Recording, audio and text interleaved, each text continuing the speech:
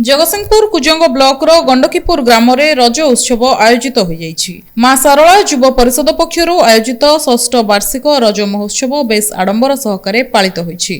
प्रतिवर्ष भଳି चलित वर्ष मध्य ग्रामवासी मध्य रे एहाकु नै प्रबल उत्साह देखिबाकु मिलिथिला। ओडिया परंपरा अनुसार ग्रामर शताधिक झियो और बहु एकाठी होई एही पर्वर मजा नैथिले। सेमाने नुआ पोशाक परिधान करिबा सहित हातरे मेहंदी और पादरे अलता लगाई बेस सजई होइथिले। एहासह रजपान खाइबा एवं दोली खेली समस्ते पारंपरिक शैली रे उत्सव मनाइथिले। एही महोत्सवर उद्यापनी संध्यारे युव समाजसेवी आशीष सामल मुख्य अतिथि भावे जोग दैथिले। से उपस्थित समस्त झियो और बहु माननकु उत्साहित करिबा सह सर्वदा लोकंक सुख और दुख रे साथी होई रहिबे बोली कहिथिले। एहा सहित गंडकीपुर ग्राम रे रज महोत्सव आगकु मध्य जारी रहिबो बोली से निज वक्तव्य रे प्रतिश्रुति दैथिले। हमर मां सरला युव परिषद अनुकूल रे आयोजित एही रज उत्सवटी अत्यंत धूमधाम रे पालित होउछि।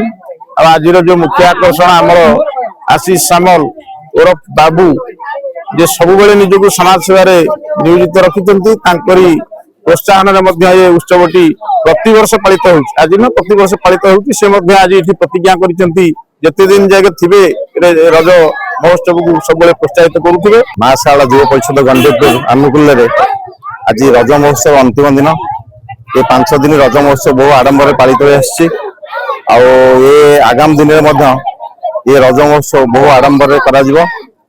आज ये रज महोत्सव मुख्य अतिथि थे आशीष कुमार सामल महोदय। ये तो माँ मान पर्व झील मान पर्व ए बहुत नाच गीत कार्यक्रम चली मेलोडी गीत ये सब प्रोग्राम चली।